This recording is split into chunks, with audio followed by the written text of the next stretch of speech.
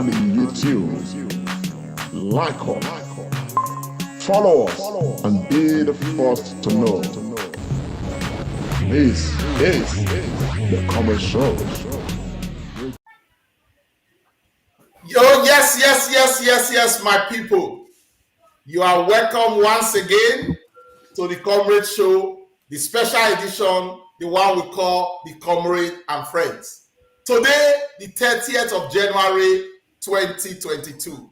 You can see I'm dressed in a proper attire today to celebrate your darling show, the Comrade Show. I've got my face cap, and of course, my t-shirt is on as well. And I know by the time I bring out all the other musketeers, you will see them dressed in this attire. Without further ado, my people, I want to say good morning, good afternoon, and good evening wherever you are in the globe. This is your program, your darling program. 30th of January. Wow. It's almost, if not, 4 weeks in the new year of 2022. It is always a pleasure to be in your company. Remember, the deal is that we always share and share and share and share. And today's topic on issues we want to talk about are really great. Some are social in nature. But again, we think on every occasion, we learn a theme or two concerning issues that we bring before you. I will be anchoring the program today. I'll be giving that responsibility. But just before I go on, I'd like to bring the people that make this program tick. First on our list is our CNC, Comrade Opposo. Please say hello to the people. Yes, greetings to you, brother. That's Comrade Pharmacist Austin Iremiran. Thank you so very much. Yes, I do people Nigerians across the world. Greetings to you all. My name is Comrade Lamte Oriahi, and of course, we are glad to welcome you to this edition of the Comrade and Friends. And you know what the drill is. Let's share and let's share and let's share. I think today is going to be interesting. Thank you so much, Comrade Lamte Opposo. You are looking absolutely take away. I love your white and indeed your face cap. Without wasting time, let us bring on our dear musketeer, the one we call the doctor of letters, the great man behind everything we do. Dr. Tony Agbons, can you say hello to the people, please? Thank you very much, my brother, Comrade Pharmacist Austin Agboje Remira. You are looking radiant yourself as well, sparkling. And yourself and the Comrade Commander-in-Chief, Lamte Opposo. Always good to be in your company, guys. I'm really surprised that today is January 30th. I think it was just yesterday we were all saying it's Selugbe Happy New Year. And I must say that this month has gone so fast. In fact, in my alumni group, my secondary school alumni group, Edopolo Grammar School, a friend posted, this afternoon. He said, if by next week, January does not finish, the guy said he will enter February by himself. And we have all been laughing. So welcome all our viewers, wherever you are in the world. You are welcome to this great show. Thank you so much, Dr. Tony Agbons. I like that parable. Before we know, February will be upon us. Yes, we go straight to the matter quickly. We shall be displaying our telephone lines for our lovely viewers to call in if you have a thing or two to say, especially on the issues I'll be looking at. Today, we'll be looking at some critical issues. We'll dive a bit into politics, but we'll be looking at something that has been trending for the last few days.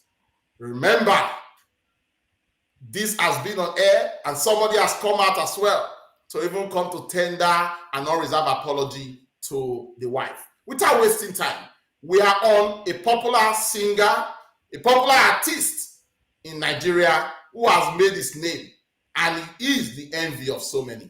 No other but our own Sammy Okposo, who recently was embroiled in the issue of some form of infidelity.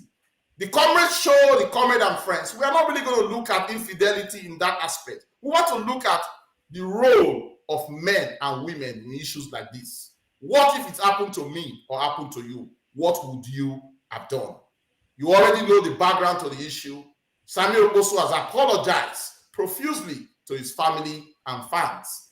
And even he has also been taken away from some of his usual programs just as a way of reparation.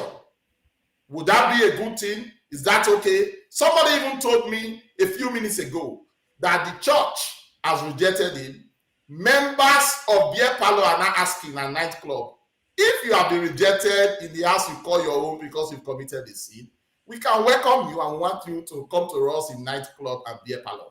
So those are the big issues. But like I said, the reason why we are bringing this is we want to learn a thing or two about it so that we can help prevent, guide, and also sort of guide people to doing things that are right. And what would you have done in this situation? Without wasting time, Comrade Lamte, I just want you to put mouth for this matter. How do you see this issue as it relates, especially to men, and I dare say women as well?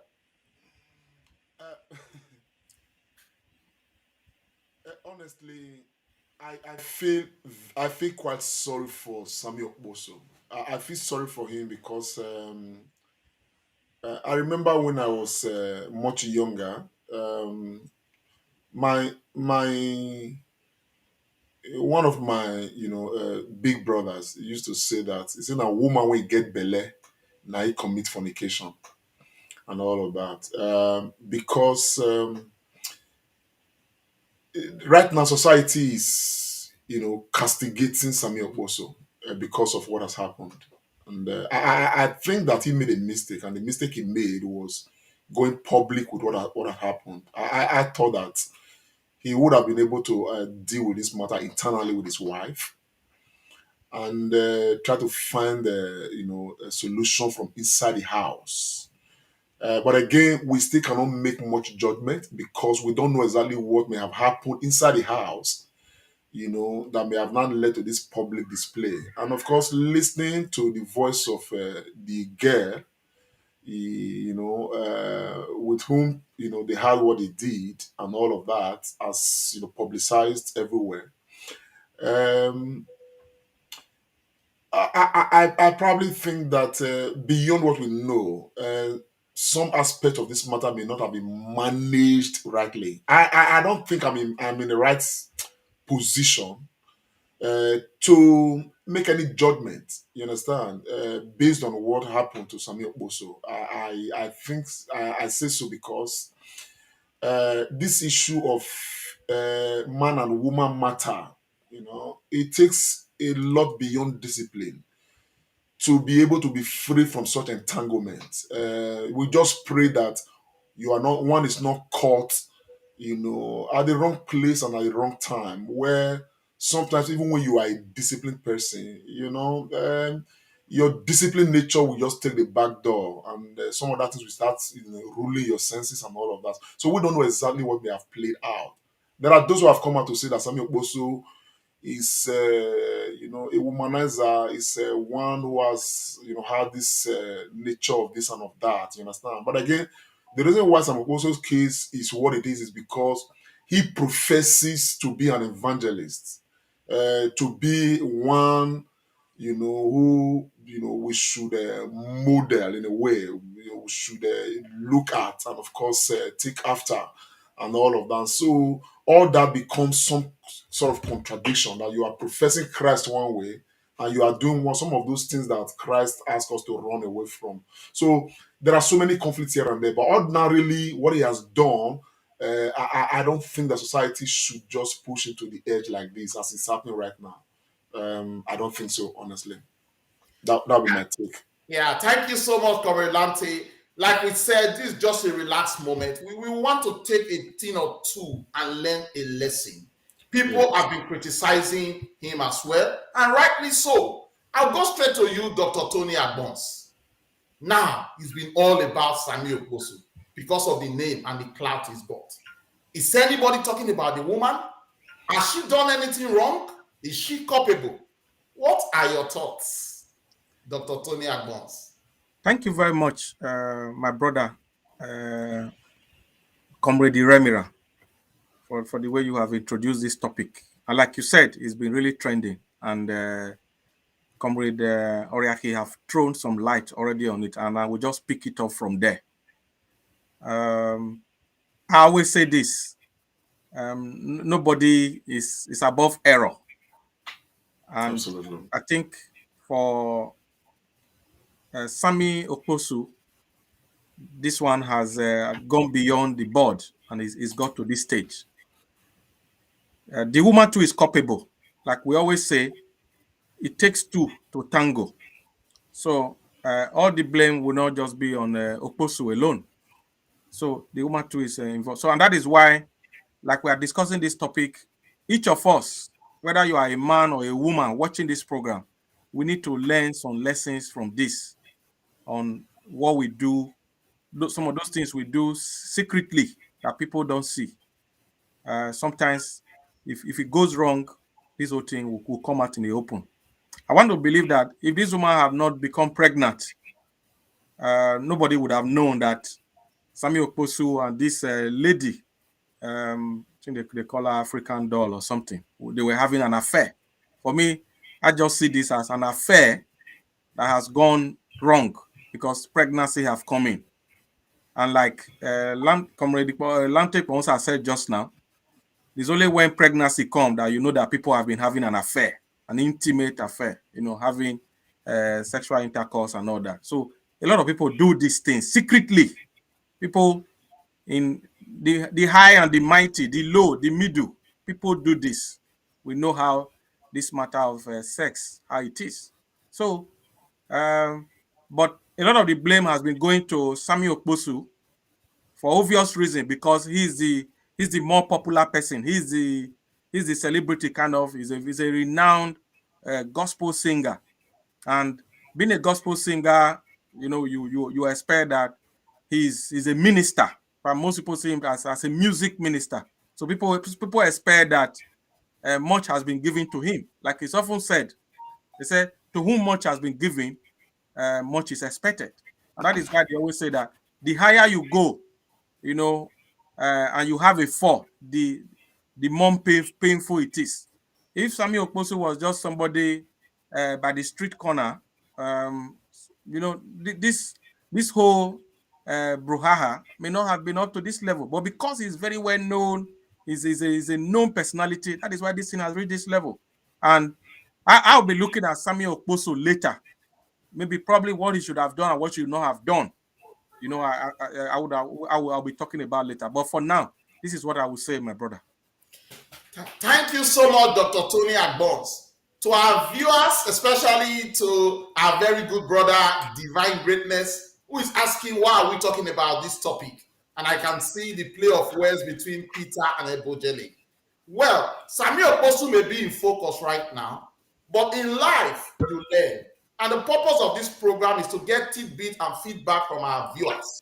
And sometimes when issues topical of this nature come out, we want to use our program to educate people. Somebody may just be there, probably in similar situation like Sammy Okposo, and this program may just be lend a helping hand.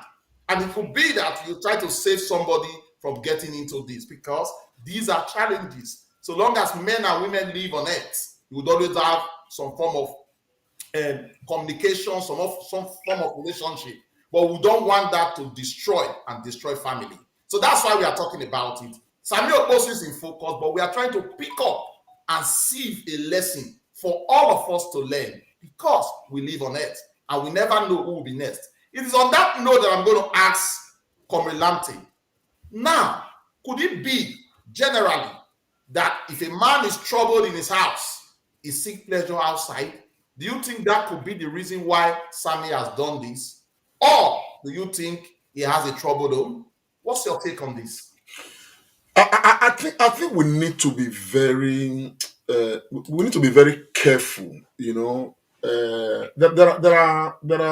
are so many things that can be adduced from this. There are people who just naturally unwind with women, whether they are married or they are not married, doesn't matter. It's just their nature to just anywhere they are, they take advantage of every opportunity they get to sleep around with women and all of that. It's just a way of life. I don't know if that is Sammy Okposo's case. And of course, there are people who get driven into this by frustration. And there are people too who I don't consider as promiscuous, but they've always had what today we refer to as side chicks. They just have one or two. They are just there. They don't do anything more. It's either their matrimony or they are with this. And so it's all, different. The thing I want to be very careful about is I don't think that I can be a judge in any of these situations because we are all fallible, and that is the truth of the matter.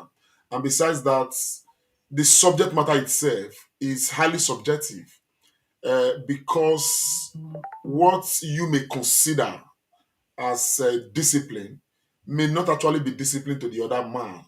And again, what your culture may accept may not be acceptable by another culture.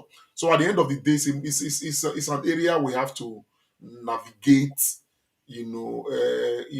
carefully and all of that without necessary. The only area, honestly, in Sammy Okposo's case, I said so before, was the public this thing. I don't know how Sammy Okposo has been living his life. People have a lot of things to say about him. People have been saying a lot of things about him, right? I mean, in recent time. But the man is a human being. Is who he is, and again, his own this whole thing that is playing out, kind of brought some underline to some conflict of interest, if you may. People will say, "Oh, you say you are an evangelist," like as described just now by Comrade Tony Agbons. And an evangelist professing Christ is not supposed to be doing this, which was equally part of what his own message, apology carried and all of that. And he's doing this. And now we hear that, Dunamis has, removed him from the list of ministers coming to minister in one of their programs. And some other pastors are engaging from him and stuff like that. So the religious posture of our society is not playing a role in the whole matter. And at the end of the day, this religious posture we wear to do this in another sphere, within the same society, we are just very immoral. We don't even sustain the same religion we are talking about right now to apply it to some other aspects of our own lives as a people and all of it. So when you look at it, I rather want to say that anybody can actually find himself in any very difficult situation. So probably one of the things we pray about is not to be at the wrong place and at the wrong time. And if mistakes happen, we should have the wisdom to deal with it and the courage to live with it, and move on without necessarily making it become a public matter. But most especially on a very convenient note, I would advise that for people who are married, men should stick to their wives and women should stick to their husbands. If we're able to do that, it will reduce a lot of trouble in this world that we are in. And the dust created by Sammy Okposo right now, we are discussing it right now. But this same dust, believe you me, many people are watching us right now. Many will watch this program later. Many may not even watch it at all. The same dust is raging in very many people's lives today as we speak. The same kind of dust. So I honestly believe that if we stick to our partners, we will have less of a problem in this regard. Thank you so much, Comrade Lamte. If I hear you correctly, just to summarize in one statement, you want us to also follow the doctrine that we preach and faithfulness really. For our viewers, we are looking at this also like a relationship and a family stuff. If you had a thing or two to say, our number is right in front of you. Pick up the phone and give us a call. I'll go straight to Dr. Tony Agbons. As it is said, is there any man who has not sinned? Let him pick up the stone and be the first to cast a stone. That was what Jesus said. Now, from what has happened, and from what Comrade said, and even in the papers, he has been ostracized from certain functions because of his person. How do you see this? Is that the right approach to do for a man who is in difficult situation at the moment? Would you not expect his people, the church, to bring him together, give him a pat on the back and say, you did this wrong, this is what you're supposed to do? How do you see it, Dr. Tony? Thank you, my brother. That's a very loaded question. But what I have to say is that we all know, with some of us, we did physics when we were in secondary school and maybe early part of university. There's this natural law of cause and effect. There's always a consequence for our actions. And if you take even the Bible, I'm just being, looking at it from the religious angle now. Even when people get forgiven for doing something, they still face the consequence. You get what I'm saying? And there's this popular story, of a judge that sentenced a woman, knowing fully well that the woman cannot even pay the fine. But he did want the very compassionate judge. He didn't want the woman to go to prison. The judge, raised that money, added his own money, and the fine was paid so that the woman would not go to jail. What I'm trying to say is that people may be castigating Sammy Okposo now. A lot of people will be, laughing at him, throwing jabs. It's normal with us human beings. Yeah, we namu oyi or oyi. So people have even done worse just because this lady got pregnant. But what I want to say is that when you look at this issue, some of the programs that Sammy Okposo have been, because he's a music minister, so a lot of this is poster, they put his picture and all that. So some of these programs have been planned before now. So with this is more like a scandal. Let's be honest, it is, because it's a dent on his reputation, the way the whole thing has happened. Yeah, if Okposo had even gone to take a second wife, as is permitted in African societies and some other societies in the world, in Asia and other places, if he had taken a second wife, this matter will not even bubble like this. But it's the way this thing has happened. So I just see that his withdrawal from some of this program is restitution. And then number two, when you look at the apology that he himself gave on Instagram to his wife, he even said he would like to take some time off, to commune with God, his maker and creator, over this thing. And then to also, that he has let down a lot of people, because he ministers in some of our biggest auditoriums and churches. Even the America he went for ministration there. So he's a music gospel minister where there's a lot of expectation on him in terms of behavior when it gets to this issue of sex and all that.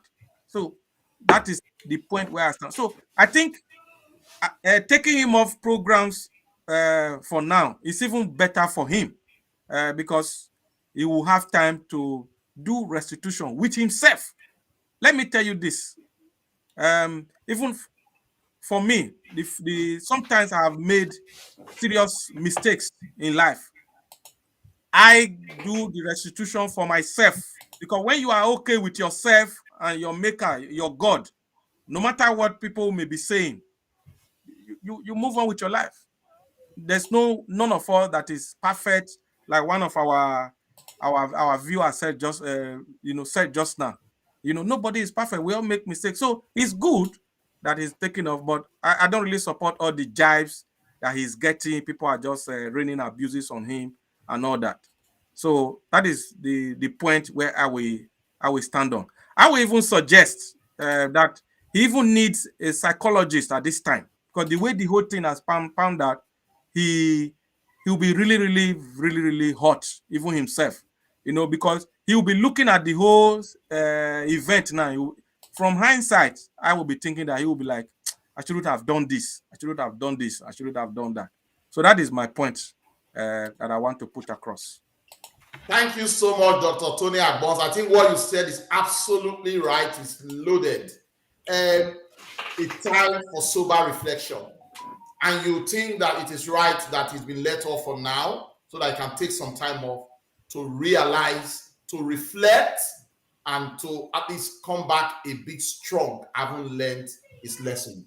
But you are also very, very, very conscious that he should have been a bit more careful. We are going to wind down in the next few minutes on this topic. But I just want to ask Comrade Lamte, We've been focusing on Sammy Okposo and, of course, the woman in question. But again, there is another big body that we haven't looked at. Sammy Okposo's wife and the immediate family. Yeah. The lady Okposo has tendered a non-reserve apology. I read it, and I think that was really from the heart. Yeah. Comrade Lamte, I know you are not a woman, but if you are Okposo's wife at the moment, what will you be doing? You see, this question is very technical because there is no simple solution to it, and no two persons may approach it this very same way. And the reason is because the approach to it varies, and it varies because the wife is already having a relationship with him, and so what kind of relationship have they had? What is their history? Are they the type of people that have been used to this kind of things before? Has Sammy also done things before like this, similar things, and has a way with his wife, and they get to, or is it just happening as a first time matter? Or so many factors are going to determine what. There are some women who are used to this kind of things. It's no news. The husband goes out, I mean, they're just used to it. And some women, their husband, will do some things and all of that. The man comes home, throws some, 1 million naira on the table, and it's like nothing ever happened. And the woman takes the money and they are settled. So people have different ways of reaching, their spouses. You understand? So to resolve, their issues. Now, again, this one is very heavy. Even Sammy Okposo, had been doing things like this and getting away with it with his wife. This case is not different. It's not like the man has gone to sleep with another woman. It is that the act of sleeping with another woman has led to a situation where somebody else is going to be part of this family that was not originally made, arrangement wasn't made for by both himself and his wife. So, which means that the family has become extended, not by choice, but by because of an act of, Amasati resisting and all of that. So, the woman is going to be in a position to look at so many things. So, I want to believe that her head right now will be plagued by so many things. So it's not going to be easy for the woman to deal with, to be very honest. And there are no simple ways to say, but I think that the Benin masses, I mean, no mention about bonnet there. If no mention of can say, there is nothing in this life that's not happened before. If it never happened to you, never work out reach there. So I think that over time, the woman will be down now. Over time, she may overcome it and get used to it, that this is what is now, and find a way to get around it. If she's in love with a man and she has a lot to protect, probably she's got children with a man and all of that, I don't think that this should end the marriage, because the man clearly has said, I have made a mistake. Okay. I think they should just take the bold step. Find out truly if the woman's pregnancy is actually Okposo's DNA. If it is, that child is innocent. So the child should be absorbed and accepted to this family, the family with happiness.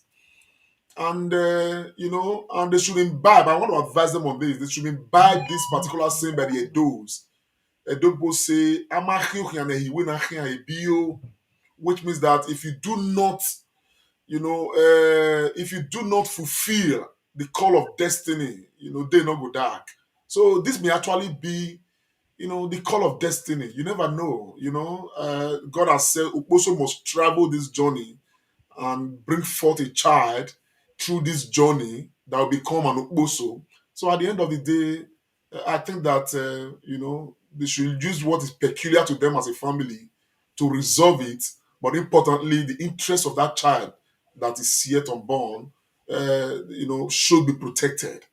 But they must find out if that child really belongs to Okposo, because any woman in that woman position who can do this with Okposo may actually have the capacity to do it with any man. It's just so happening that Okposo right now is the man who she say is responsible. Who knows? Some cases may just turn out to be another person. So there's still hope. Thank you so much, CNC. I love the way you put it. Like we said when we started the program, it is a general advice to the entire public. Okposo may be in focus now, but we are talking to everybody. We are talking to everybody generally. Just as we round up, I just want to ask another question to Tony before I make a final comment. There have been lots of issues on Facebook and other social media. People have been saying what they like. What do you think? What would be your advice to the general public now? Because this is a family, children are involved, and even the person that has now become pregnant. We should be careful. We should be careful the way we say things and what we say.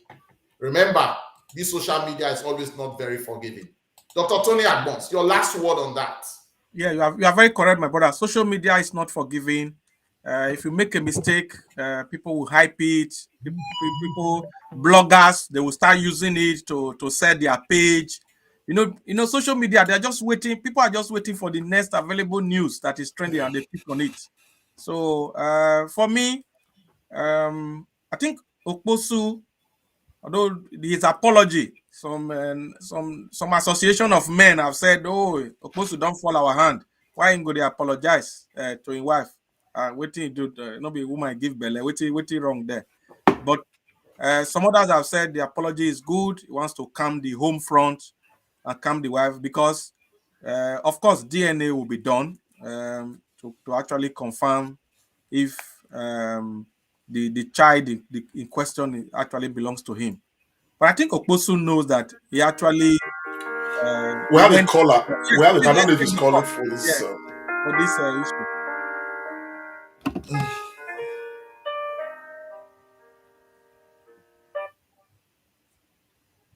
Hello. Hello. Yeah. Yes. Hello. Can you hear me? Hello. Hello. Yeah, I can hear you. Hello. Good evening, sir. Yeah. What's your name and where are you calling from? Yeah. Good evening. I'm Bishop by name. I'm calling from Germany. Okay. Go ahead, sir. We can hear you, Mr. Bishop. Yeah. So, sir, good evening. Thank you for your program. So, I just want to contribute a little to what you are discussing. Go ahead, sir. So, this is like I can say I'm a man also. So, the thing is that sometimes we do pray not to come across something like temptation, life. Sometimes some things which somebody not plan, if it happen, you understand? Yes. And the other way is it's like this. Sometimes depends on the kind of friends you have and the kind of people you are moving with. How will I do it now? How will I say it now? Let me use myself as an example. I remember some years ago when I was dating a girl. Really, it was on the church level. So the first day I visited her, nothing happened. Then I left. Yeah. Then the next day, my sister called me because I knew this girl through my sister. So the complaint was this: your brother not if do anything. He just visit like that. He just come out go ask. When my sister told me, I say, he said the girl just say, who touch her nothing. My mind was this one on Christian level. As a Christian, at least on the first visit, something like that not supposed to happen. So until I went back to say, okay, may I go play the return match, you understand? So the thing is, this thing is like this. Sometimes the man may be someone that you want to keep himself. Maybe sometimes the kind of the group of the guests, maybe that are involved in your crew or maybe your music level, then temptation can come to some of them also. So life is something that no one can predict. You can't really say this is how it's supposed to be, this is how it's supposed to be. And sometimes there are some people you do have also because of because of the alcohol. Some people after drunk and getting drunk, so things do happen. So there are some people, your friends will push you to say, this girl they treat for you. Why they do like this? Just talk, this girl like you, that kind of thing. The guy goes, okay, me they not talk say I be mugu, I don't know anything, make I just touch her sharp. Within that sharp, you forget to use condom, you forget to say something will happen. So when he made mistake also, I know say this one a jokey one, he just go direct. That one where he made mistake number one. And the other one is there must be a way, like what the guest said, according to what I listened to. The girl said they had some time together before some program or something like that. Yes. So then the girl went to his room. So how you there know with that? Maybe the girl are somehow attractive. Then you get where the girl come and sample herself for the front. Now two of them they look for the room. So the thing is that when something don't happen, it don't happen. But the only advice I can just give to married men is that number one, if you know that you want to keep your home and one woman you want marry, you know one married too, you know want me another woman born for you outside. Number one, anything that will keep you private, like just privately, let's say you and a girl or a lady to be alone in a place, is not welcome. Except in the office, maybe that is your work. But apart from that one, say you with the girl just be alone, that kind of thing is not good. And the other side of it is that for him, I will not too much blame him. I will also blame him because the problem is that, we Christians and we Nigeria, we still believe that our characters now go take us go heaven. Now that we go see for our side. The inner one, now that God go judge. All this one we just see whether the guy go make heaven or not, we don't know. Then to the other side of the GOs that Bishop, just round off in 30 seconds. That one I don't really like it at all because number one thing, and for him, I blame him also number one. Bishop, you feel your round up in 30 seconds, please. 30 seconds. That apology he did on social media, I'm against it. Yes. I'm against it. Okay. You understand? So he did not supposed to do something like that. That one, I just did against that. Then for the elders, for the church matter, this one when they do so is not that welcome. This one is not the way to treat the matter at all. They are very wrong. Even though they even kick and come out for the position. If the guy want to enter heaven, not the one will say me not enter heaven tomorrow. So that's my little contribution for now. Thank you, sir. Thank you very much, Mr. Bishop. Yeah, thank you very much, our brother Bishop from Germany. So let me just quickly round up Pharmacist Iremira. I know you are winding down on this topic. So what I was trying to say is that the program he has been booked for. I think there's a little injury. When like if a footballer you have an injury, they say you cannot play some matches. So I think he has a small injury. For me, it needs time to heal from this. It's more of like a scandal because we are talking of Christianity and standards. Every organization has its own rules. So I believe he will bounce back, but it's going to take time because once an egg is broken, it's very difficult to put together. In fact, it is impossible to put it together. So that is the way it is. Thank you so much, Dr. Tony Agbons. Thank you, Comrade Okposo, for your input on this very important issue. And I must thank our brother Bishop because he really, all he said encapsulated a lot.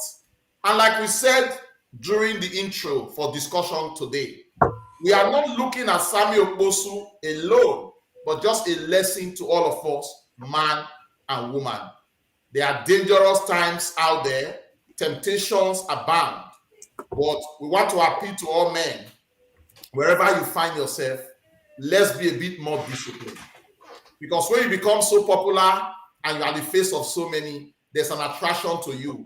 But you cannot take that attraction to cause problems. Look at the case in question now, the woman and the immediate family.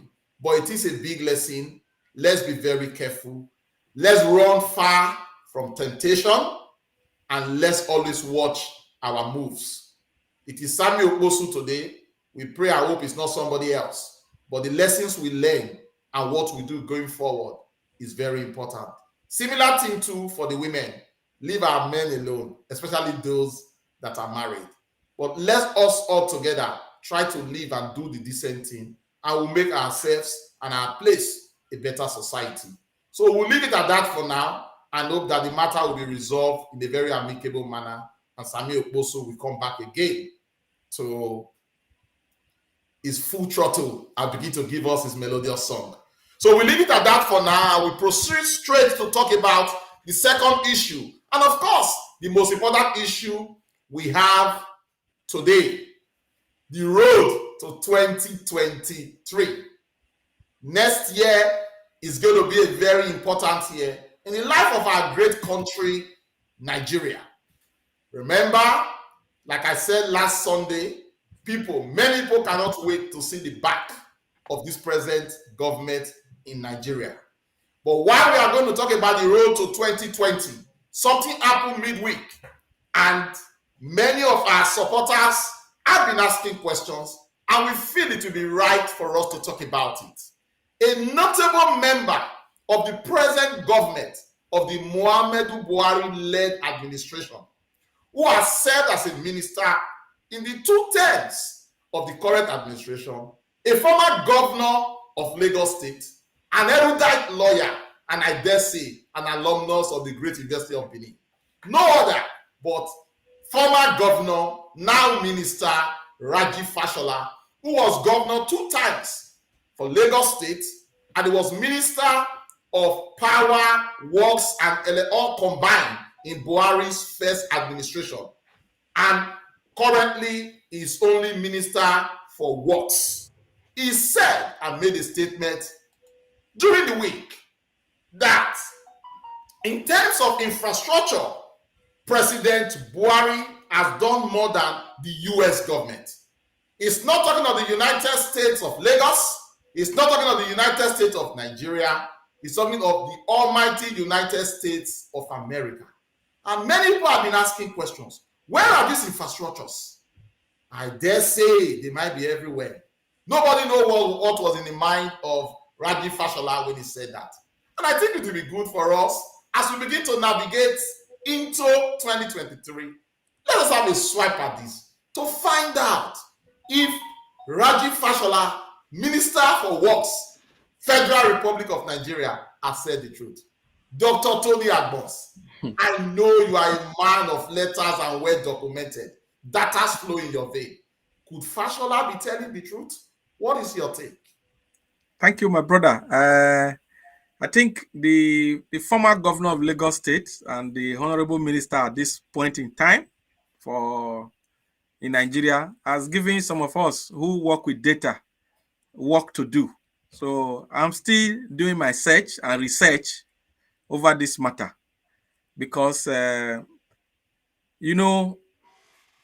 politicians, what they cannot say, it does not exist. Like the way we say now in this early morning prayer, that what God cannot do does not exist. So our politicians, what they cannot say does not exist. This, especially when election is coming. I see this, this statement is very, very bombastic. The minister, this is all part of election programming. They are trying to, they want to start, pampering the mind of Nigerians as we move into an election year, which is about a year away. We are going to have the presidential election and we're almost in February now. So time don't they reach? Because when he made that statement, for some of us, we are like, how can you come up with this kind of statement? Nigerians, are we now so dumb that a minister who is serving us can put this on our face? They are rubbing it too much on our face. Too much. Haba. This is just too much.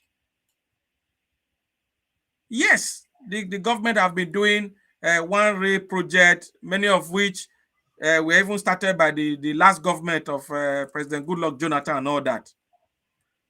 Even the way they are doing the railway, is that how you do railway? Most people who have gone to South Africa, Rwanda, and other countries, even Ghana here, is that the way we are doing railway now? Is it how it's even done? They just do 1 or 2 projects and then we will not hear word. So at the end of the day, like I was telling a friend yesterday, I said, well, I like my Edo language so much. This is because of the falling wall. That is why a small goat that was born yesterday will go and, put his 4 leg on it. Excuse me. They are rubbing it on our face. So this statement from Fashola, if it is another society, Fashola will be taken to task. He has to come and defend this statement. But of course, he knows that nobody's going to do him anything. Nobody's going to ask questions. So they're just taking the Nigerian people for a ride. But like I said, last week when we were discussing this 2023, because we're not going to stop talking about it. Nigerians, whether you are from the north, the south, the east, or the west, make we open our eyes. Let's shine our eyes. And, let us, everybody, let's be involved in this political engagement so that we get people that will serve us and tell us truth after campaign and election. Because the only time that politicians tell us truth in Nigeria is during when they are campaigning. Yeah. Once they win election, forget it. Thank you so much, my brother Tony. But a friend of mine was joking today, but I found it a bit good. He said Macaroni should be in trouble because former Governor Fashola is trying to start doing skits now, and then he will be doing lots of all this melodrama that is dramatizing. But you said something very important. Our Nigerian people, especially the journalists in Nigeria, should begin to take these are politicians to task and ask them questions on what they've done and what they say. I was even surprised. If he had compared Nigeria with other African states, I would understand. But the talk of United States of America, where road construction infrastructure is ever and always ongoing, was a big one. Maybe they might be correct. Maybe they've done so many things that we don't know. Maybe in the course of time, the government and those in charge will let us know. But Comrade Lamte, is this a joke taking too far? What's your input?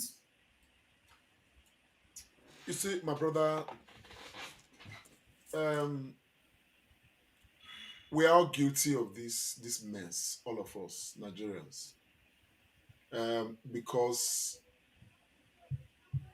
we are so much in love with our oppressors that we don't probe into anything. Everything goes.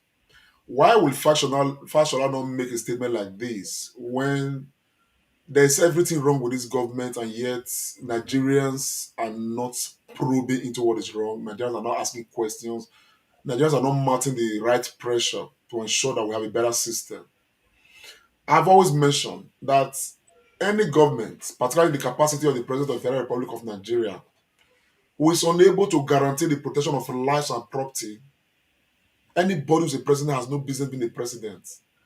Because the very first mandate, your first mandate as a leader, as president, the first mandate is the protection of lives and property. And that is completely missing in this government.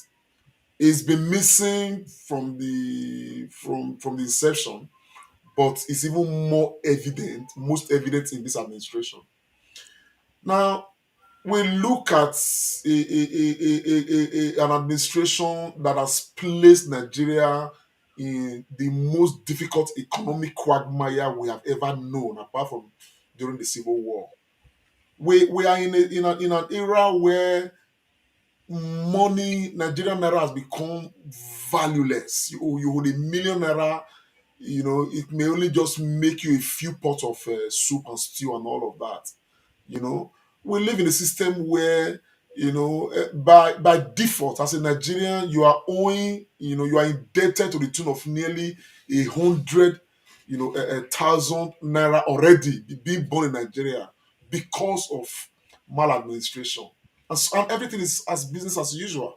So it's not a surprising thing for us if people like Fashola begin to make statements like this. And again, these are part of the reasons why somebody called me a few days ago. I was asking me, why are you picking on what's his name, Bola Ahmed Tinubu and all of that? This is one of the reasons why I cannot stop. Raji Fashola is Bola Ahmed Tinubu's boy.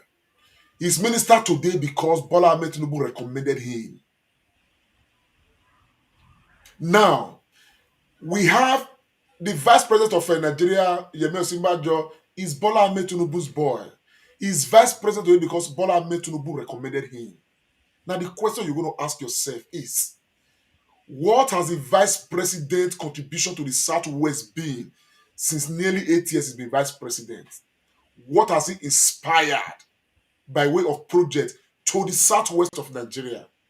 I hear people already conversing for him to become the next president of Nigeria right now. I'm not making any statement concerning that at the moment, but with the wait.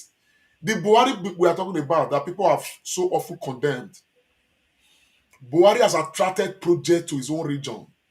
He has even attracted project to his own father's land in Niger using Nigeria's money, and he has come up publicly to defend it. Whether we like it or not, he's using Nigeria's money because of his privileged position to attract this project to Niger Republic. Road construction, they are planning railway alongside. We have a crude oil reserve already in Niger. Nigerian crude oil to be reserved in Niger Republic. Comrade Lamte, it may that be that is why Fashola is very sure that there will be loads of infrastructure. My brother, I don't want to take Fashola's comments seriously at all. He's playing on the psychophancy of Nigerians. And for those of us who love this country, okay, what we continue to do is to let Nigerians know that the people who are leading us, okay, they are helping us to be blind. And they are happy that we are blind. And they want to keep us in perpetual blindness. So that, I mean, look at Nigeria is now the poverty capital of this world. More than nearly 80% of Nigerians live on less than $1 a day. We have over 10 million Nigerian children out of school. What is the future of this country? Are we even thinking about it at all? Mr. Bola Tinubu is planning to become president of Nigeria. He has said he will give scholarship, but he's not telling us what is the cost of this scholarship. Where is he going to get the money to give this scholarship to all the Nigerian children? Because we buy into all of those narratives without probing. The other man is talking about Atiku right now, that Atiku will serve a one term of 4 years and hand over to East. What is Atiku looking for? What did he forget in Aso Rock at age 77? What is he coming to look for? What is happening to all the young people, vibrant people, conscious people who are compliant with the time we are in right now, who understand how to turn Nigeria around? Where are these old people that have helped kill this country before in the forefront of those that we are going to make a choice from? My brother, when Fashola makes a statement like this, okay, I am not looking at the statement, I am looking at the next 4 to 8 years of Nigeria and what this statement is going to help Nigeria to become. And what this statement will help Nigeria to become is to bring about the likes of Bola Ahmed Tinubu to take over from where Buhari stopped. That even before Bola Ahmed Tinubu, he has not started campaign. He has only gone for consultation. He's already going to London to go and rest. Like we cannot rest in Nigeria. My brother, there is so much wrong in this country. Raji Fashola is part of the bad narrative of this country. Quote me anywhere, I stand by what I say. And so many of these politicians today that we see, they are part of the bad narrative that we have today in this country. And what Nigerians must do is to look inwards and begin to look at people who can rescue the ship of state. Because if the right things are not done, my brother, believe me, it may get to a point where in our blindness, people, okay, they say when you chase a goat to the wall, if he has nowhere to go, he will turn back at you. It may get to that point. So, my brother, this statement, I don't want to dignify it. I think that somebody is just taking Nigerians for a ride, and I don't want to be part of those to be taken for a ride. Thank you so much, Comrade Lamte. You are always very emphatic. You are always very, very upright and forthright when you talk about our country. And rightly so. We so much love our oppressors. I like that word that you reuse regularly. Nigerians, we need to wake up from our sleep and stand firm to take our country to the right place where it truly belongs. In simple biology, it is always said that cells come from previously existing cells. This country continues to churn out bad leaders from the already existing ones.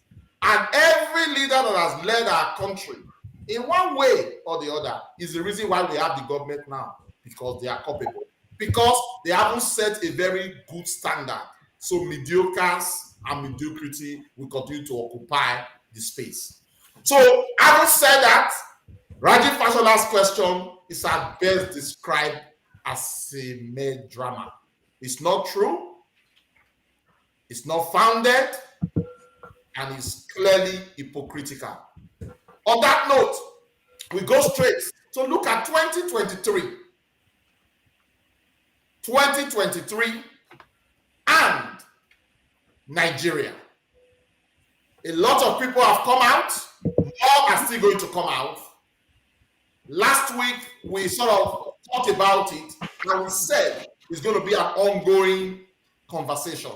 Yes. I must say, I listened to, I think it was Arise or Channels TV, the interview of Kazeem Afegwa, a notable PDP member who played a very pivotal role in the last election, drumming support for the former Vice President of Nigeria, Atiku Abubakar. And just to summarize, I love his statement. Although he's of the PDP extraction, he has said, Aso Rock is no longer a resting place for old people. It's no longer a retirement place. I share that view as well. I think our country is very dynamic, and we need dynamic people, both in thought and in age. And like I said last week, I have 3 parameters that I want to use to judge who will be the president of Nigeria next year, in view of others: age, education, and for me, capacity. I know you guys will have yours as well, but I just want us to talk about it. What are our expectations? Dr. Tony Agbons, what is your pyramid for who will be good to lead our country come 2023? Thank you very much, my brother, Comrade Pharmacist Iremira. For me, I'm not really getting too excited about this 2023 election, because when I look at Nigeria, I've studied so many how so many countries are run. I do a lot of studies in governance, why societies work, and for Nigeria, we just think that every 4 years or every 8 years, for Nigeria, it's very hard to defeat. A government after 4 years is hard to defeat them. So we think every 8 years, if we change the president, then the country will be better. I think the way we are going, if we don't develop a proper structure and system, if we like in Nigeria, let us have Nje Manke and Nje Gabriel as president and vice president. Nothing is going to change in Nigeria. We are building on a very faulty foundation. So our foundation is not there. This current system, we've discussed this a lot in this program, even before now. But because election time has reached now, I think like everybody is beginning to forget it. The way we practice our federal system, if we like, let us bring about 10 Obama, 10 Nelson Mandela, people like that. Nothing will work.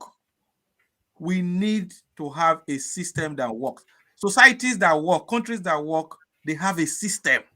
So that, because I've been having some argument with some friends. They say, why you are saying Atiku will be 77 years next year. Tinubu, you are talking of his age. I say, look, this is not about age. It's not about age. We don't have a system. And then you want to bring somebody who is already tired and weak. It's not going to work. So I said, don't compare America and all these other countries that have elderly presidents. I said they have a system, because those countries we are looking at countries like America and all the rest, who have a president who is 78 or whatever. The country is already on autopilot. Look, let me tell you, some of these European countries and America and all this, Canada and all the rest, sometimes you don't even the president is not even doing anything. The system is just working on its own, on autopilot. It's auto set.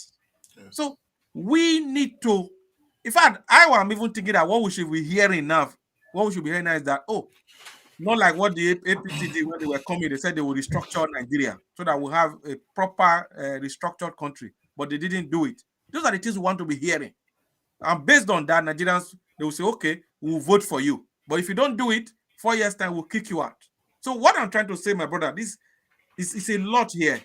We need to go back to the basis. Our country need, proper. If we need to do a proper federal system. The reason why I'm saying this is that if you look at our 36 states now, most of the governors are not even doing anything. Everybody is just blaming the president in Nigeria, because everybody is hiding under this, pseudo federal system we are operating to be lazy. Nothing is happening. Nobody is working. That is why we are where we are. But be that as it may, I will want to, really plead with Nigerians. For once, let us vote, somebody entirely different from all these former governor, former senator, former vice president, former this. Let's go for something entirely new. At least make we try them. That is my take, Comrade Remira. Thank you so much, Dr. Tony Agbons. Hold it there. Now, you said something very important. You are worried about the system. I am a candidate for restructuring, and I think you are. But you also said in your discussion, this cannot happen now. Should, because the way our country is, the president has got so much power. Should the question of restructuring be another characteristics of who is going to be our president come 2023? Oh, yes. So that we can hold them responsible as a promise. Because if restructuring is not initiated by the president, Tony, Lanty, myself, you know it's not going to happen. You are right. So in this conversation, we should now begin to ask them what is their take about restructuring. Should they say yes, they should give us a time frame. I think that should be part of the conversation. Oh, yes. You are right, my brother. Comrade Lanty, are you worried that we are not seeing loads of Southerners and people from Edo State saying they want to become president of the Federal Republic of Nigeria? Does that worry you? Or you don't care? You need somebody that can turn the tide, no matter where they come from. No, that doesn't bother me at all, really. It doesn't. Again, there are constraints for those of us who are from these areas that they geographically have termed minorities. Sometimes there will be those constraints to how do you achieve this and all of that. And again, besides that, it's early days. We don't know what is going to happen later. People have ambition. There are people who are ambitious. They've not flagged off. We can only see some few names flying around at the moment. At the end of the day, the table may not be like that. Having said that, what I want to add is that, you said just now, and what is true within the context of Nigerian state, that if the presidency does not initiate the restructuring move or any other policy for that matter, it is not going to hold water. It's not going to pass, and all of that.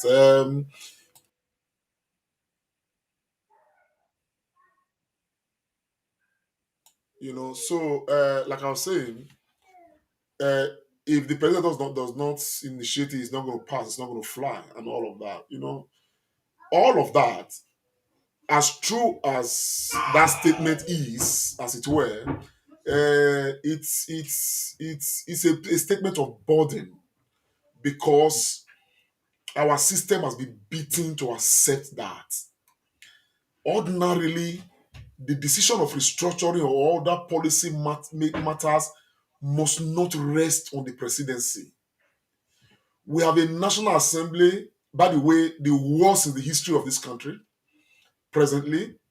Okay, but we actually have a National Assembly whose responsibility actually it is to initiate the bill, ask lawmakers to go to their constituencies, organize some referendum, seek opinion of their constituents, report back to the National Assembly, set the motion in process.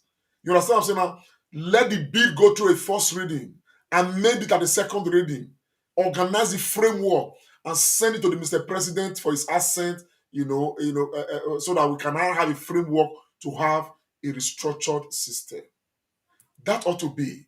If that is not the case, in a society where people are conscious, you understand what I'm saying now? constituencies begin to call on their own representatives to say, this is what we want. So the power will move from the bottom upward, just like Obama said, and I believe him. In a society where things work, power does not move from up downwards. Power moves from down upwards. But what we have done in our system is to give ourselves what we have right now, where political leaders will become some demigods. They will become gods in their own small rights, where they will be worshipped, where nobody can have a say. When the governor says this is it and that is it, even if you don't agree with it, you have to, follow with it and all of that. We don't have a system, and that is what my brother has talked about just now. And again, we have what we call a system, a repressive one that will, sideline some and project some. Ordinarily, to be very honest, in a place where there is balance, where there's equity, where there is justice, I don't see any reason why anybody right now in this country should be talking about being president of Nigeria. You understand what I'm saying now? I think that every major political party right now should go to the eastern part of Nigeria and fish for who will become the next president of Nigeria. The Northerners, Hausa Fulani, they don't deserve to become the next president. The Yorubas don't deserve it. On a note of justice, of equity, the person who is supposed to be president of Nigeria today, by 2023, should be an Igbo man. And if that is not going to happen, it means that, this whole drum of distraction, of this, of that, they will all continue. So my brother, so in a nutshell, what I'm trying to say is that the issues, they are multifaceted, in that we must look at, where balance and equity should lie with, and I think it lies with the Igbos right now. PDP should bring an Igbo man, APC should bring an Igbo man, and all major parties should bring an Igbo person. Let's have Igbo president for 2023. That is on the note of balance and equity. A major agenda must be that from 2023, we must lay the framework for restructuring, because this country is not working. I don't have any what's it called, ancestral or historic relationship with anybody from the northern part of Nigeria. I don't. That we have become married as a nation, you understand what I'm saying now, is the making of some human beings who don't even know us. And now that we are together, we should discuss our terms of being together. So that if I'm a patriotic Nigerian, I know that I'm truly patriotic because all of our interests have been considered and everything is working fine. So I think that if we get these two things right, then we probably are heading, for a better Nigeria. But if not, the injustice will persist as it is, and there's going to be a very huge problem. Thank you so much, Comrade Lamte. You are of the view that even though restructuring has to happen, we want the next president of Nigeria to at least be committed to it. You are also of the view, just like myself, that for the purpose of equity, for the purpose of balance, it makes sense for the next president of our dear country, Nigeria, to come from the East. Absolutely. And I couldn't have agreed with you more. But my next question to you is to ask, are we seeing so many people from the East saying they want to be? Remember, like we said, to take power, you have to struggle. You don't just relax and say it should come to you on the platter of gold. If not, it may not be that we are walking the road of another mediocrity. So many people from the East are not coming up at the moment. We hear of Mogalu, and I think there's an expectation about Peter Obi, but he hasn't made a statement yet. What's your take on that?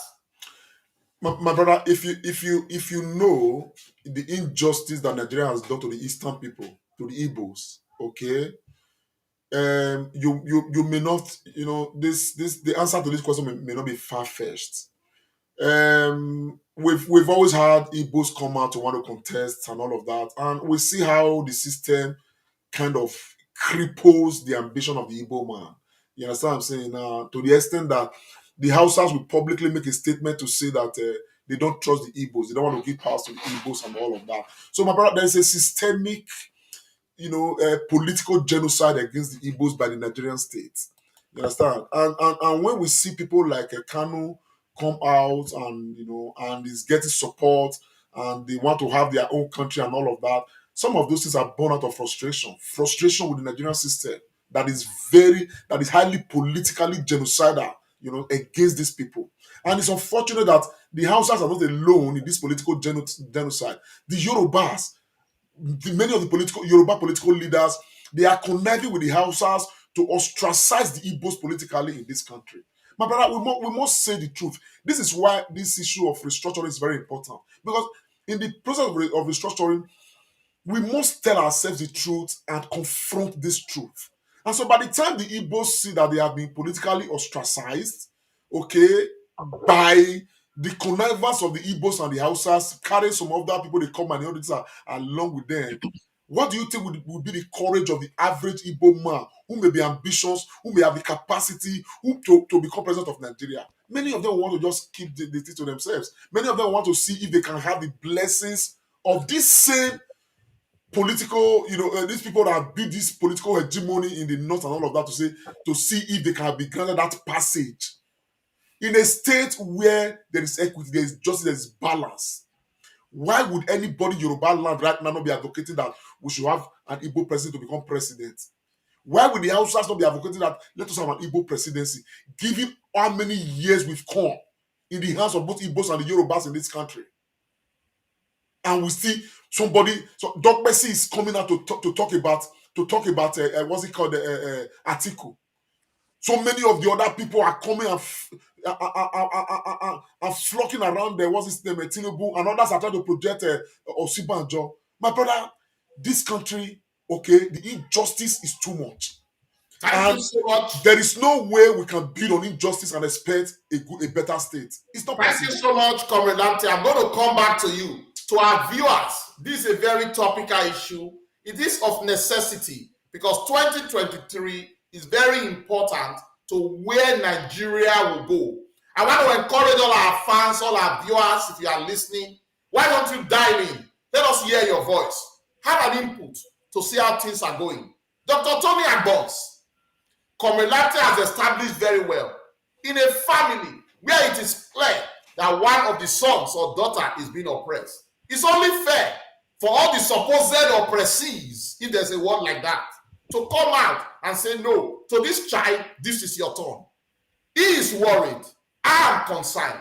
Why has everybody not directed and thrown the baton to say, no, every party, anybody coming now should be an Easterner? Because the time, to me, things appear to be very right, that it is the moment for somebody from the East to take that mantle of leadership and at least rule Nigeria for once.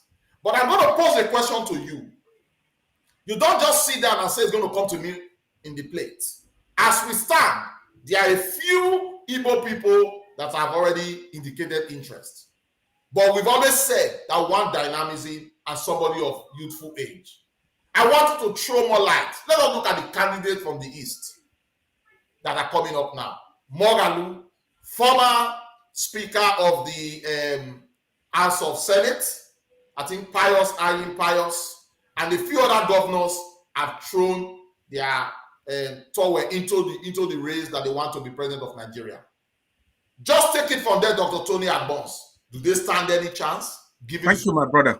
Now in our country. Thank you very much, Comrade Remira. I listened very well to the comrade and he's made a lot of points. In fact, this morning I made a post, on social media about equity, fairness, and justice. Like comrade said, we always complain, the Igbos, we had a civil war, and now we are having Masob at one time. Now we have IPOB and all the rest, because they feel alienated, no sense of belonging. So that justifies why we have this agitation for the creation of a separate state from Nigeria. Those in government, they will not be happy, hearing me speak like this, but that's the truth. They don't have a sense of belonging. I am really, really disappointed that I've even written an article about this. we should be talking about an Igbo presidency 2023. And who knows? An Igbo man becoming president may just be the magic wand that is going to turn Nigeria to, get us to El Dorado. Who knows? Because we've tried in this, let's forget what has happened in the past. In this dispensation since 1999, we are 23 years in this journey now. Yoruba man have done 8 years. And that is why I support Comrade Oriaki. We shouldn't even be hearing Yoruba person coming out, somebody from the north, because they've all done so many years. But how about somebody from Igbo extraction, somebody from Ohanese, Indi Igbo? How about that? So when I see, like, some people are even saying another Yoruba person, so how does the Igbos now feel that they are part of this nation? How?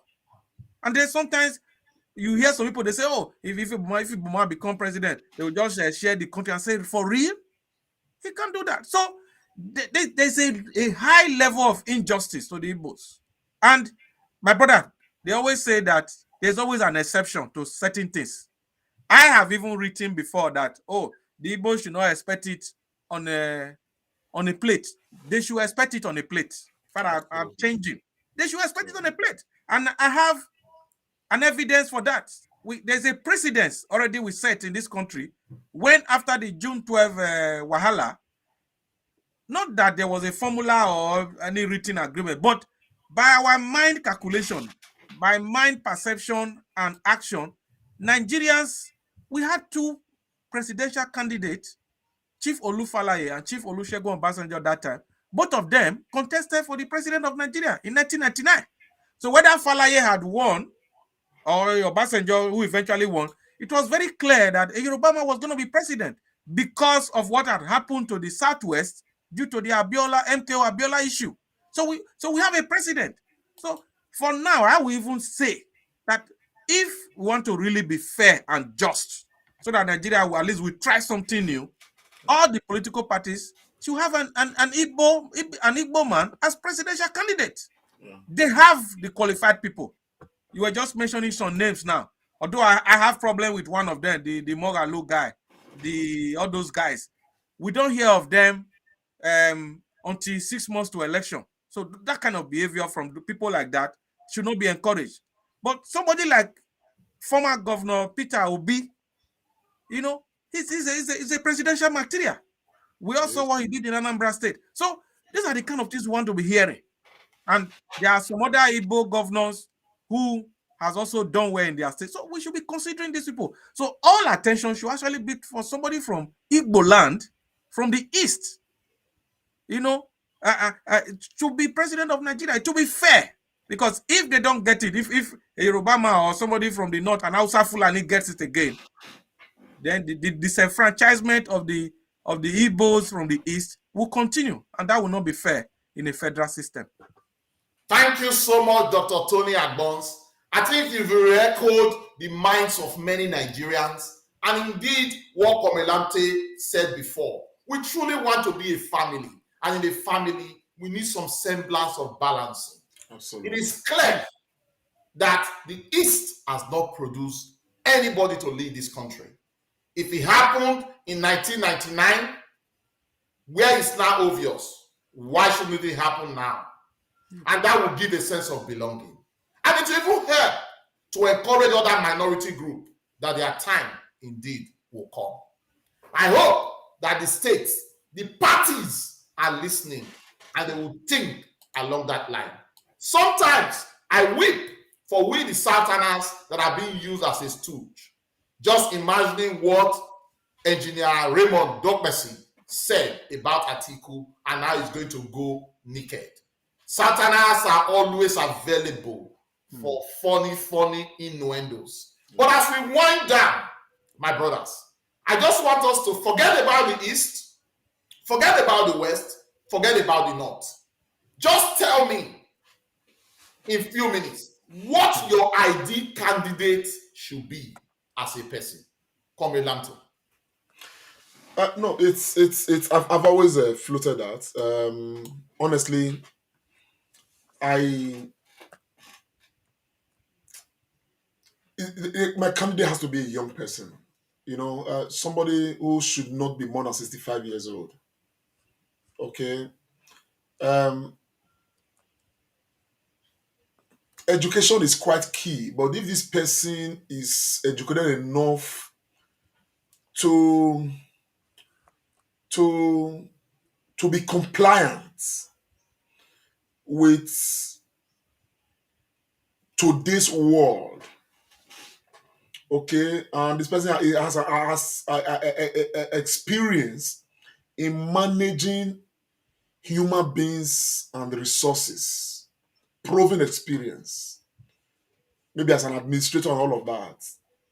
Because we don't expect a president who's going to know everything, but we expect a president who's able to organize and put the right people in the right places and be able to get feedback, you understand, and follow through with all departments of state. Someone who has that capacity, that energy, who's able to have that to make that sacrifice.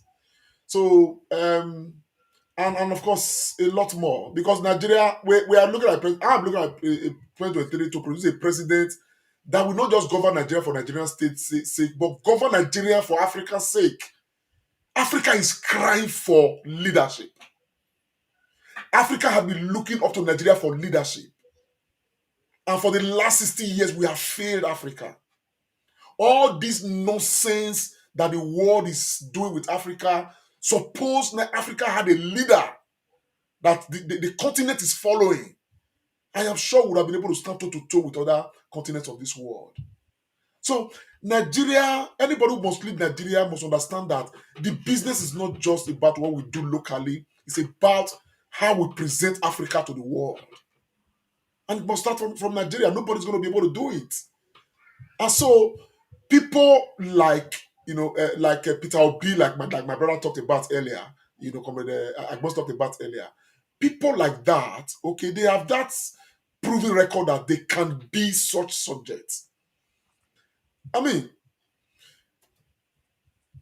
and we have a few persons like that. You understand what I'm saying now? That even if they have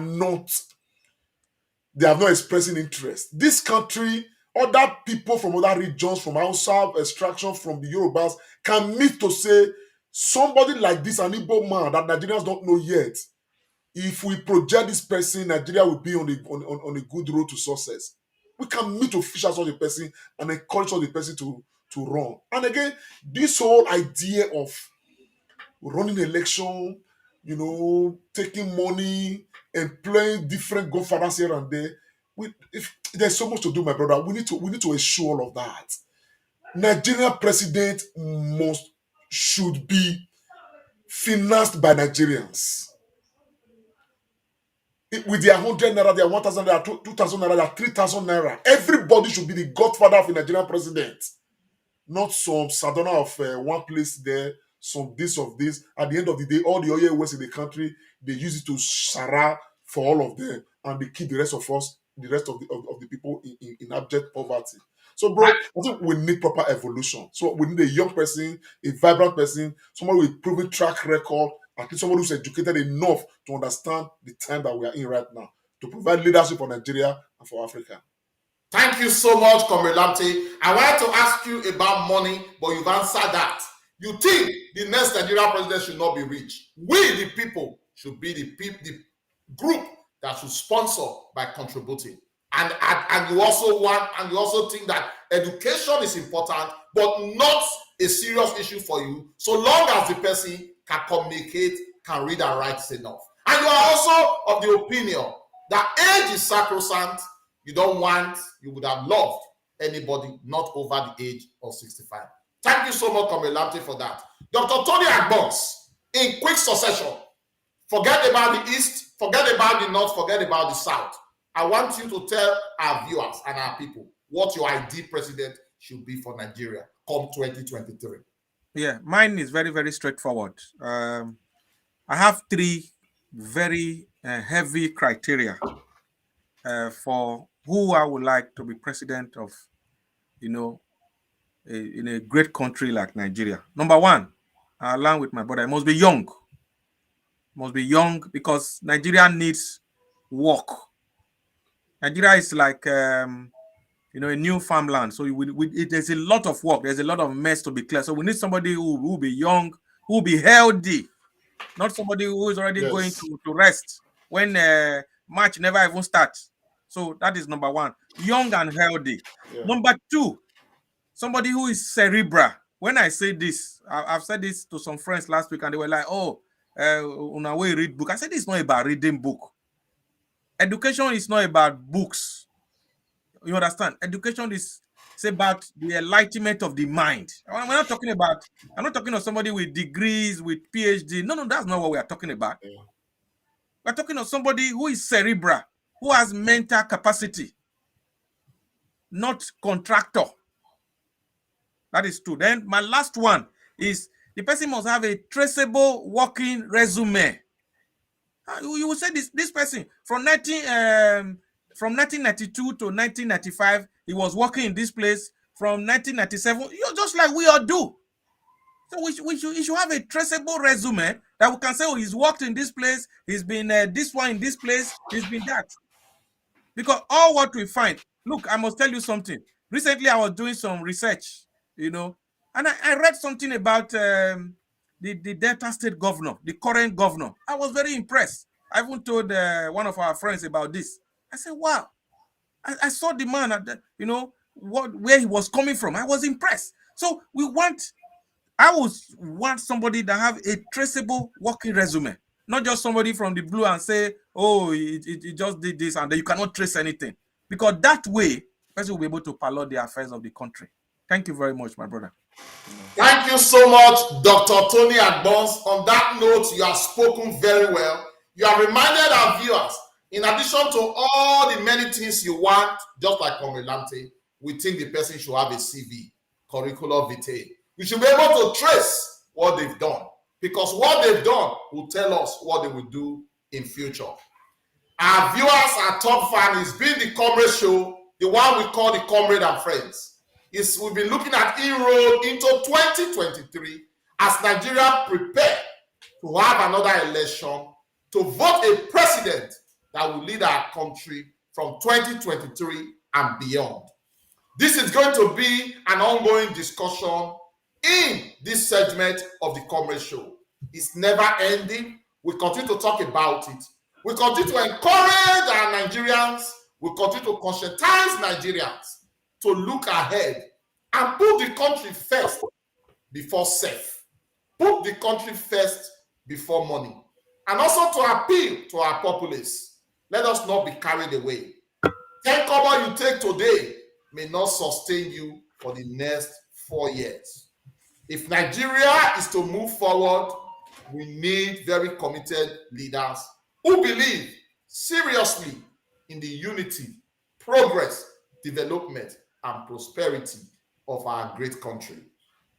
Once I'm about to round up now, I wouldn't leave this table without talking about this, although this was not planned. There was a unifying factor that always kept all Nigerians from south, east, west, north, south, southeast, anywhere. And that has been the football. Ongoing AFCON. Only last Sunday, we made promises. We were filled with awe, happiness, and joy. Yes. That our boys will do us proud. Yes. Just to make laughter out of this, many people have adduced that the lack of zest from our boys last week was because they got a phone call from the president of Nigeria. Comical as that may look like, the boys indeed were below par.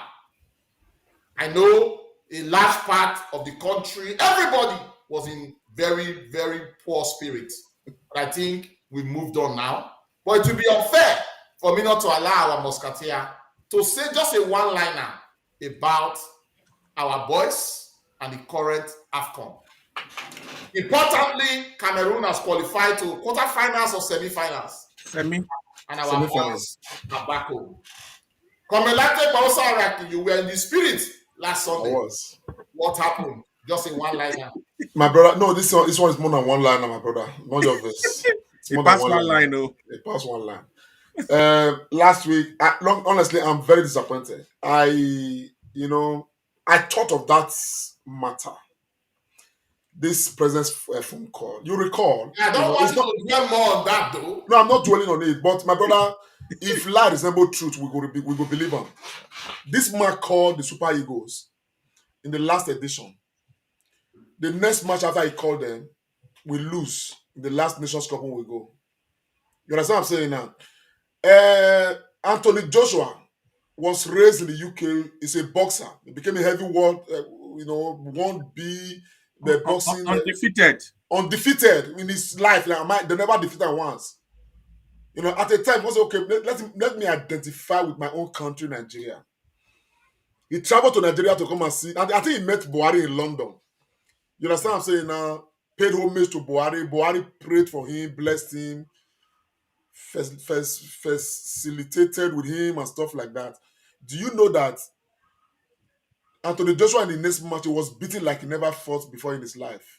I would have even done better in that particular bout, because this one, shortly after he met with the Mr. President. This is the same Joshua who met with the Queen of England. You understand what I'm saying now? And he won the next match after that one. Now, this now cup where we say we happy say we want to win. We are the only team to have won 3 matches in the group stage, qualified with 9 points. We were high spirits. A day before the competition, the president called on these people. We already had our program. You understand what I'm saying now? If he had made a call before our program of last Sunday, I would have not confidently made that projection when I make. I couldn't have done that. So, my brother, there is some bad luck accompanying presidency, this current one, that is affecting everything in Nigeria right now. We cannot run away from it, my brother. When you are able to travel into the metaphysical realm, you understand that some things are happening. You understand what I'm saying? That is impacting everybody negatively and all of that. The boys are good. We could prove it for the first, second, and third match. What happened? They were just like some people who drank too much water or fell into the drum of water and they were drowning and they were rescued and they were asked to come and play a football match. My brother, what happened is because they received a phone call from the president. And that phone call, was not where a good phone call normally is supposed to be. And I want to advise in the future, we are going to play Ghana. President should not call them before Ghana match. I beg them. If you qualify to the World Cup, they should not be called by the presidency until they reach final or even win the cup first. Carry and come back. Thank you, Comrade Lante. That is absolutely the truth.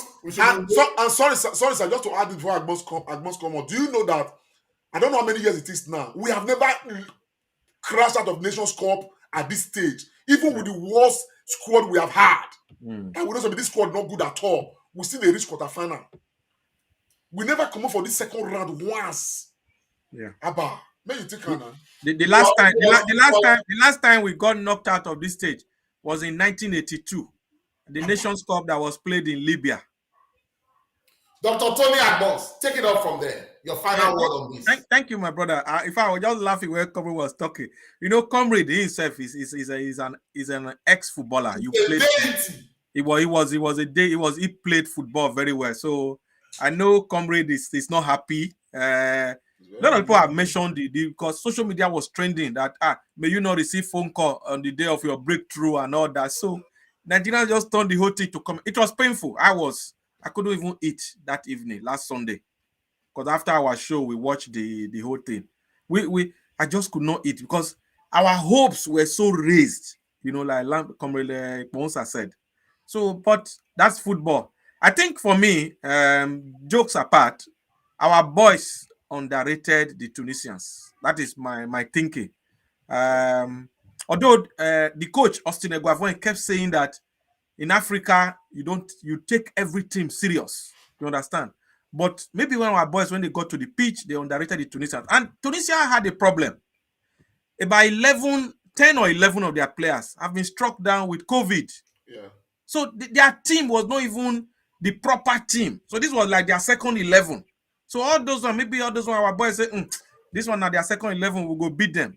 Like we used to say when we were playing ball in Benin, you go there and then our boys didn't start playing until we got the red card After when the we red card, yes. were here. That was when we now saw the way, because our boys, they didn't, that energy we saw against Egypt, against in the second match and all that, the thing just disappeared.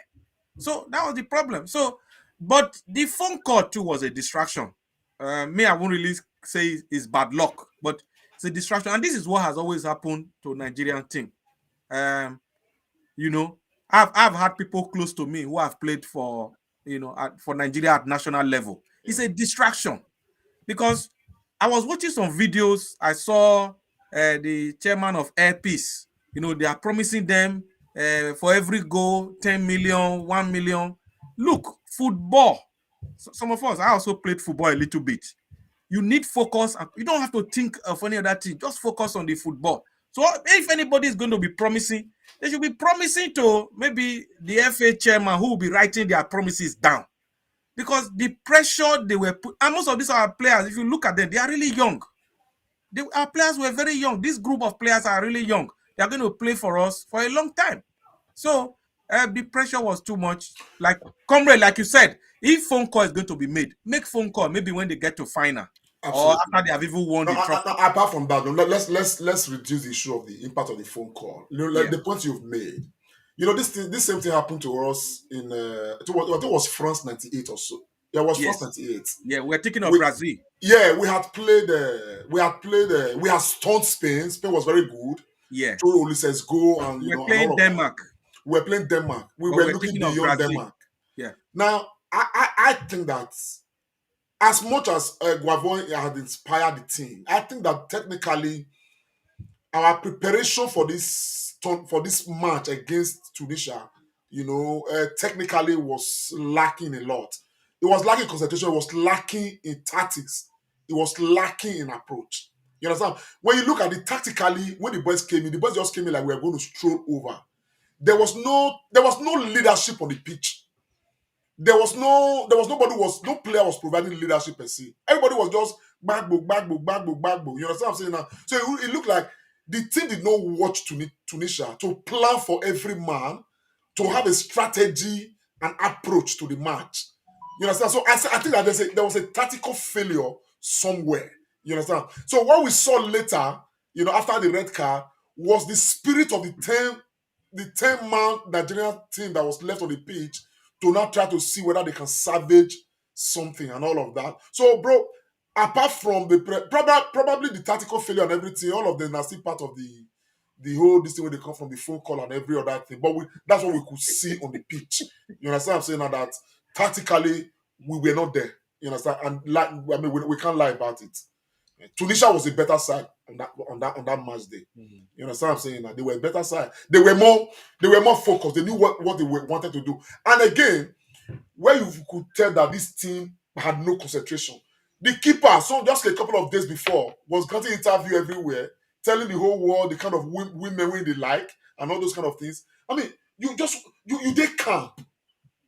What it granting interview. That distractions. Even when you grant interview, why can't you just talk about your preparedness for the match and what you guys are looking up to? You are talking about the kind of women when you go they like and all that. So I think Nigerians, and when see ball will come meet you now, that you carry ball, carry an entire goalkeeper. Well, we'll leave it at that. Thank you so much, our viewers. You've been you've been showing high level of participation. I can see all your contributions, everything today to make the program tick. On the football note, it's a big lesson for all of us. Never count your eggs even before you lay them. And we should have put more effort, because the effort you put is what you get.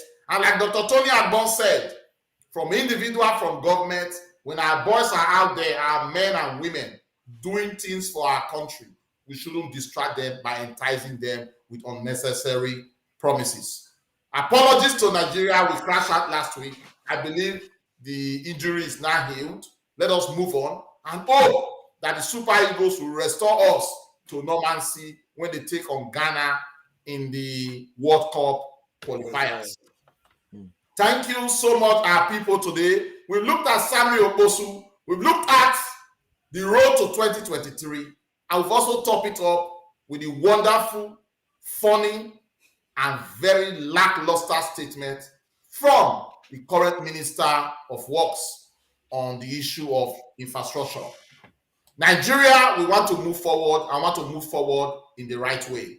We beg all Nigerians to come to reasoning and do the right thing. Don't be fooled. Thank you so much. Thank you, Comrade Friends. Thank you, Dr. Tony Agbons, for allowing me to anchor this segment. I'm going to pass the baton now to Comrade Friends to talk about our T-shirt and our hat, because somebody has asked a question, yes, and you can definitely do the roundoff while we sign out for today. Our viewers are asking. Yes. Oh yes. No, but we'll show them the branded this thing. Yes. The followers and fans of the Comrade Show. Look, I thank you guys. We the time decided to start branding the Comrade Show. We've come to that point and all of that. So what you are seeing right now is a T-shirt that the team made. We've got a face cap. We've got different kinds of face cap. See, if you can say I'm wearing one, and Dr. Agbons and Austin, they're actually wearing a different one, but we have these T-shirts and all that. And so we are looking to produce these things, very many of them. And so if people who are interested and all of that can reach us. And of course, we want it to actually go around as much as possible. And we may get to the point where there are some of our top fans, really, those who really, really have committed a lot to the Comrade Show. We will call on them too to provide addresses and every other thing, and we send them some of these packages and stuff like that, so that let all of us do the brand together. So basically, we are trying to rebrand the Comrade Show, or further brand the Comrade Show in a way that people can easily identify with the Comrade Show. But I think Dr. Agbons may have one or two things to add to this, because he's the director of branding as far as Comrade Show is concerned.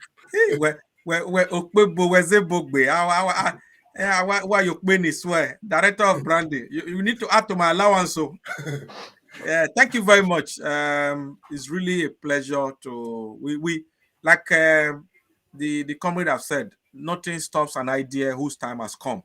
So we've reached a stage on this show where we really want to get this program going in different ways, and you are going to find out very shortly a lot of things that we're going to be doing here to promote this program, promote our state and our country. So we're just starting off with this. So like Comrade Lante Ponsariake has said, we are going to do some mass production very soon. And I'm happy that a lot of our fans like it. We're going to have variants. It's not just going to be just white alone. So we're going to have different colors so that people can pick and choose. So you everybody will get, but probably for a token fee, so that we'll be able to produce. We really appreciate those who have commented about what we are wearing. So it's part of the branding exercise of the Comrade Show, because this segment you are watching, the one our comrade Remira have termed the Sunday Tonic, is just one part of the Comrade Show. That is what I have to say for now, Comrade Oriahi. Okay, I think that is the most we have. Except Remira may want to add one or two things. If no, just to say thank you to our viewers. Nothing more to add. Okay. Well, having said that, my people, we've had a very long long day on this broadcast. I want to express gratitude to everybody. It's been a Comrade and Friends, and we've looked at the issues we've looked at, and I'm glad that we've had very good participation from everybody. And of course, I want to thank Comrade Iremiran, for his encouragement of the program. The show must go on. So long as there are matters, so long as Nigeria exists, there will always be matters, and we will always be here to discuss these matters as they come. So we're going to see you, hopefully God keeping us alive, next week, Sunday, same time, 5 p.m. UK time, 6 p.m. Nigerian time, and of course, correspondingly across different parts of this world next Sunday. Comrade Tony Agbons, let me thank you, my brother, for being part of the program. Thank you, my brother. And happy new week and happy new month to all our viewers worldwide. Thank you so much, bro. Yes, Comrade Pharmacist Austin Remiran, thank you very much, my brother, for doing what you do. Thank you so much, Comrade Lamte. Thank you, Dr. Tony. And for our viewers, I say God bless Unak Bataki. Yes, dope people and Nigerians across the world. Of course, everybody's been part of this show. Please don't forget, you owe us a little thing, and that is just help share. When you share, some other persons will see, the broadcast, and of course, it helps to push the narrative further, and we want that narrative to be pushed. On that note, we are signing out. I'm going to see you next week, and but hopefully we're going to see within the week where we have some other program. And lest I forget. This February, we are going to be celebrating Queen Eden Day. Tomorrow, I'm going to be playing host to some very notable historian, a young man and a doe man. We're going to be talking about Queen Eden. Keep a day with us, 12 o'clock UK time, 1 p.m. Nigerian time. I'm sure we are going to be live to have a short discourse on that matter and why having an Eden Day is important for us at this time. So keep a day with us. I'll see you when I see you. Bye for now. Comrade Show, Comrade Lamte Oriake. Peace.